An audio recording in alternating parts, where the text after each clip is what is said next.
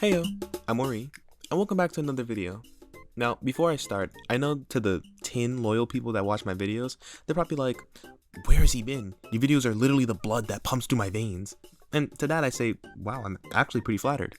But seriously, a lot has happened over the holidays, and I needed some time to just get back into the groove of things. I still work a regular 9-to-5 job and a bunch of other jobs at that, and it's hard to create, games and this form of art and manage a channel at the same time.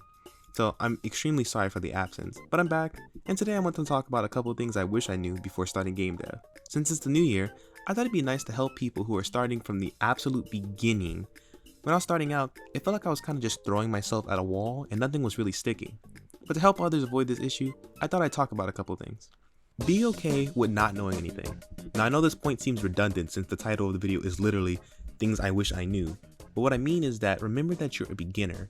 It's easy to beat yourself up because you feel like you aren't learning anything, but when starting anything in life, you'll just be lost, and that's okay. Something that helped me when I was starting out was just looking at tutorials on programs themselves, and I was just following exactly what they were telling me to do. This just gave me a basic understanding of the feeling of coding and how things should generally function. Don't make your first game idea. The first game idea you come up with will most likely be your dream game, which is the reason you got into game dev in the first place. Now, as much as you want to make that beautiful open world RPG with multiple endings, yeah, I'm looking at you. It isn't wise to start with such a big project. It's better to focus on smaller projects that improve your technical skill so that you can use them for your dream project later. Don't really worry about what engine you use. When I was first starting out, I kept doing heavy research into what engine I was going to use and why it's important because I thought each engine would give me a great advantage. The truth is, use the engine that feels comfortable to you and you only. If you like writing code and you like the sleek layout, use GameMaker or Godot. If you hate looking at large walls of text and just want to make something, use Scratch or Construct. The important thing is that you use a program that you actually understand rather than a program that you use just because some big YouTuber is using it. You will abandon your games. You'll start a game and lose steam, and that's okay. Part of the game dev process is learning what you can realistically handle and what is far beyond your current scope. If an idea becomes too much for you, don't be scared to just take a break or start up a smaller project that keeps your interest. Making games should be fun, so there's no need to burn yourself out quickly. Learn the basics of the language you're learning. Obviously, if you know how your language works, it'll be easier for you to create games. You don't have to know everything about it, but knowing how certain structures work and how certain variables work can help you create games without all of the hair pulling. Make sure your code is readable. You want your code to be readable because if you decided to take a break and come back after a month and your code looks like this. So to avoid this frustration, learn about naming conventions in your language and study how your code should be formatted. This isn't only helpful for yourself, but if you want to work on projects with your friends down the line, it will be immensely helpful. Watch tutorials, but don't rely on them. There's nothing wrong with following tutorials, but understand that each tutorial you watch will be different, and you can't always use code from one tutorial on another and hope it works. When I was first starting out, I remember I would just take code from a bunch of tutorials and mash it together, and I remember running into issues that really frustrated me.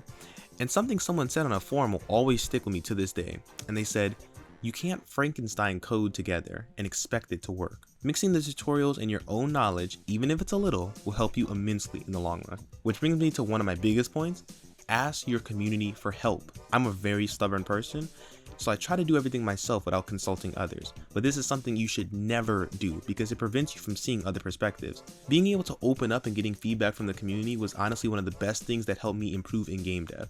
And that's honestly the reason I started this channel. I understand there's a lot of people who are scared to reach out to a community or just feel like they have to do it all by themselves. So if you ever need help, you can find me on my Discord or just leave a comment below and I'll try my best to help you. Don't try to make your game AAA. You're one person, and it's important to remember that. Say you're a huge fan of Valorant and you want to make an FPS just like it. You can, but making major games is a lot of work. Something that you can try to do is take one or two things you like about the game you want to pay homage to and make something smaller with it. Your game idea will take longer than you think. No matter how good you get or how clean your code starts to become, your game will always take time. If you think your game will take 1 week, it might be smart to start putting aside 2 or 3 weeks of your time. This is because we often underestimate the difficulty of starting something new. As long as you can prepare for this hurdle, it'll hurt way less when it's been 3 weeks and you're still working on your game. And just for the hell of it, here's a couple bonus tips. Do something you actually want to do. If you're getting into indie game dev because you saw how successful games like Omori or Undertale became and you just want to make a ton of money, I'm here to tell you to pump the brakes. Lots of indie devs go years without making a profit, and while this isn't to discourage you, I'm trying to help you stay within reality. Just make things because you want to make things, and you'll have a much better time. There's never gonna be a guide to make exactly what you want.